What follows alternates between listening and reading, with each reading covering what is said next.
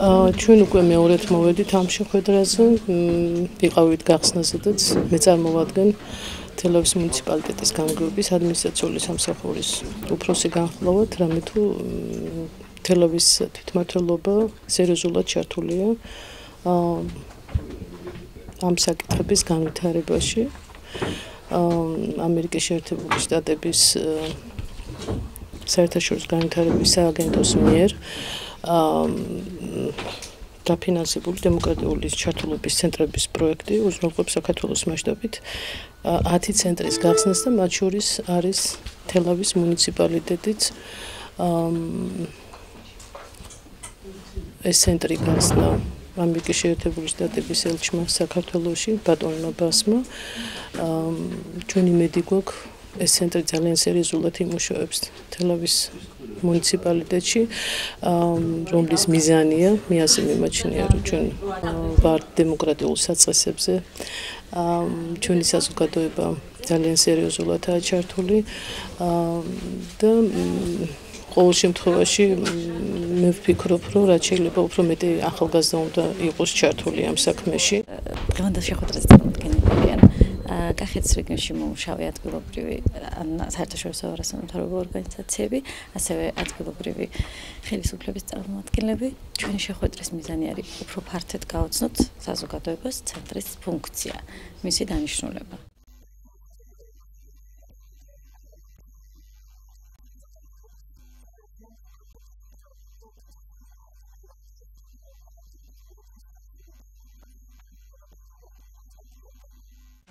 დეკემბერს თელავის საჯარო ბიბლიოთეკაში გაიხსნა აღნიშნული გამოფენა. ეს არის ძველი და ახალი პრესის ისტორია.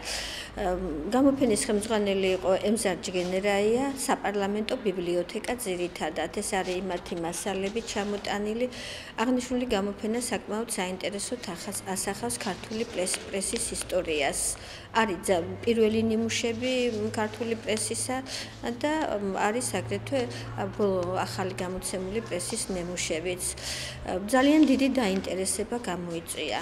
არა მარტო ჩვენ მქონდა სემინარები აი ამ პრესის ისტორიასთან დაკავშირებით, როგორ უნდა მოვიძიოთ ეს ზოგი მასალები უკვე კომპიუტერში დევს და ესენი გვასწავლეს კიდეც, მაგრამ ამის გარდა ძალიან დიდი დაინტერესება გამოიწვია რაიონის მოსახლეობისა. მოდიან საკმაოდ ბევრი მნახველი ყავს, ახალგაზრდებიც, ასაკიანი ადამიანებიც და მოსწონთ ძალიან, მაყოფილები არიან, ამიტომ დაგვიტოვეს ეს გამოფენა. ერთი კვირა კიდევ გაგრძელდება, იქნება და ნებისმიერ მსურველს შეუძლია დაათვალიეროს ნახვა. განსაკუთრებით კარგი იქნება ჟურნალისტიკის ფაკულტეტის სტუდენტებისთვის, ისინი სპეციალურად გადიან კიდეც პრესის ისტორიას და მზამზარეული მასალა აქვთ.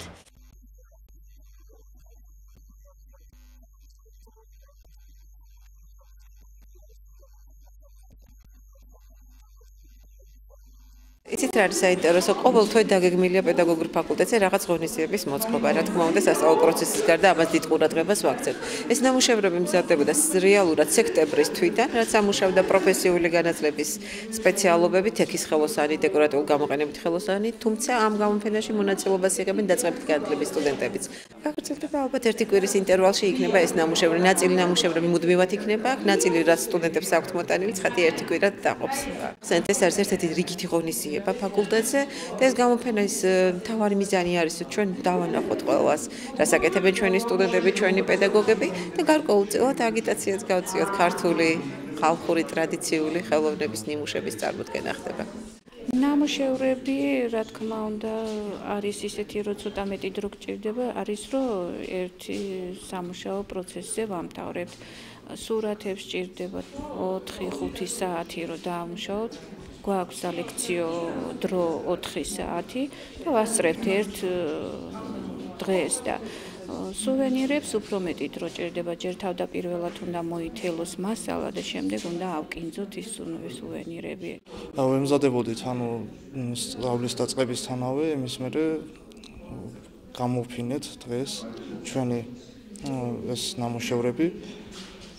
ძალიან დაინტერესებულები ვართ ამ სპეციალობით. ვაპირებთ კიდევ მომავალში გავაგრძელოთ უფრო მაღალ საფეხურზე და ძალიან ეს ლექტორების მხრიდან არის ძალიან ძლიერი რაც გვასწავლიან.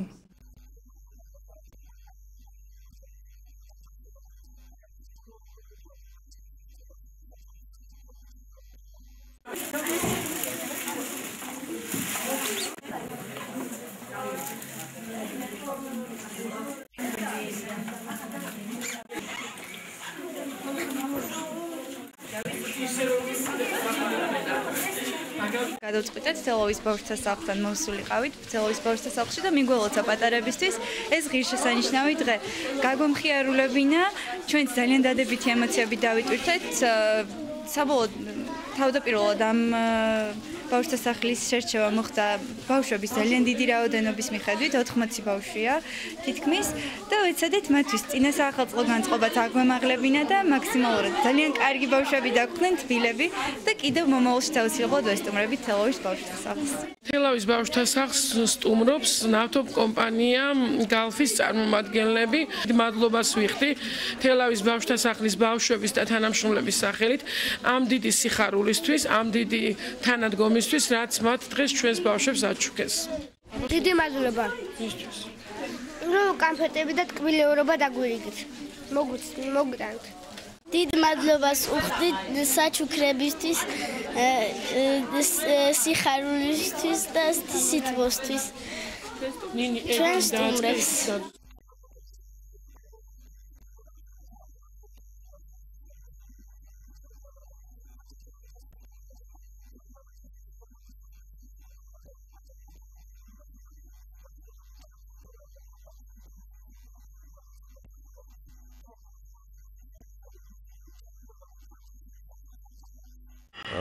დღეს თელავში ტარდება ჩვენი სახელოვანი სპორტსმენის, გარდაცვლილი სპორტსმენის გიორგი რეხვიაშვილის სახელობის თასი და ჩვენ ამ შემთხვევით ვისარგებლეთ და გუბერნიის ადმინისტრაციამ დააჯილდოვა საჩუქრებით ის ადამიანები, რომლებმაც ცოტა ხნის წინ ლატვიაში მსოფლიო ჩემპიონატზე გვასახელეს. სამივე ჩვენი წარმომადგენელია, ერთი არის მსოფლიო ჩემპიონი და ორი არის ვერცხლის პრიზიორი და მიმაჩნია რომ ის ადამიანები, რომლებსაც საქართველოს სახელი გააქვთ გარეთ, ის ადამიანები, რომლებიც 24 საათის განმავლობაში შრომობენ, რომ ჩვენი რეგიონი და ზოგადად ჩვენი ქვეყანა ასახელონ, ჩვენთან უნდა დაფასებულები იყვნენ და მინდა ამ ადამიანებს უსურვო, რომ მალე სპორტი გამხდარიყოს ოლიმპიური სახეობას და იქაც უფრო მეტი წარმატებებისთვის მიაღწიოთ. საქართველოს პაუერლიფტინგის ფედერაცია ატარებს რიგით მეხუთე ჩემპიონატს.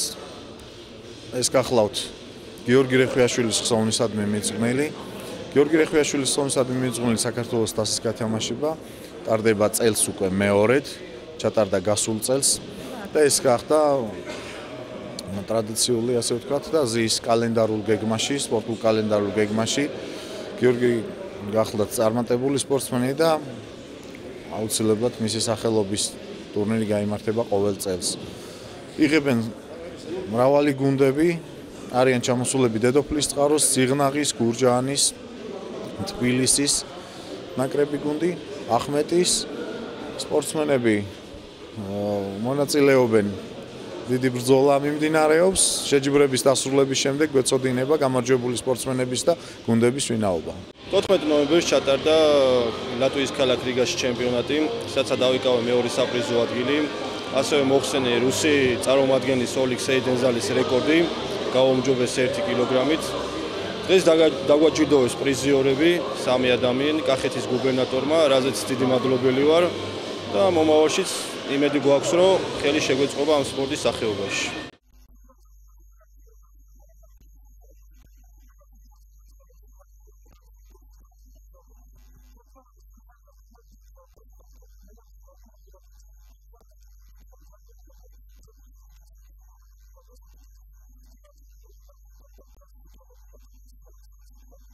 დღეს ტარდება თელავის ღია პირველობა ძიუდოში ჭაბუკთა შორის. შეჯიბრების მიზანია ძიუდოს შემდგომი პოპულარიზაცია, მოზარდთა შორის ცხოვრების ჯანსაღი დამკვიდრება და პერსპექტიული ძიუდოისტების გამოვლინება, რომლებიც შემდგომში მონაწილეობას მიიღებენ საქართველოს და საერთაშორისო ტურნირებში. შეჯიბრებაში მონაწილეობენ 1997, 98 და 1999-2000 წლებში დაბადებული ძიუდოისტები. გამარჯვებულები დაჯილდოვდებიან შესაბამის ხარისხის დიპლომებით და საჩუქრებით. თქვენი აზრით თელაվել ახალგაზრდებს როგორი მომავალი ექნებათ ამ სპორტში, ანუ ძლიერები თუ არის? თელავში დიდი ტრადიციებია, არა მარტო ძიუდოში, არამედ ჭიდაობის სხვა სახეობებში. და ამ ბავშვებიდან შეიძლება მომავალი ოლიმპიური და მსოფლიოს ჩემპიონებიც გვესდებიან. შეჯიბრი ტარდება 1997 და 99 2000 წლებში დაბადებულთა შორის. არის თელავის ღია ჩემპიონატი. ჩვენ ახლა ამ შეჯიბრიდან გვინდა გამოვავლინოთ პერსპექტიული მოსწავლეები, რომლებიც გათვალისწინებული იქნებიან 2015 წელს სტარდება მცირე ოლიმპიადა თბილისში და აი ამის აქ გვინდა დავაკომპლექტოთ თელავის რაიონის დაკ. ვარჯიშობ მეხუთე წელია და რა ვიცი, როგორც შემიძლია ისე ვიმზადები და იმედი მაქვს რომ გავიმარჯვებ კიდე. სხვა შეჯიბრებში კონკურენტები ძლიერები არიან, მაგრამ ვცდილობ რომ გავიმარჯვო. ავიღე 40 კილოგრამში პირველი ადგილი.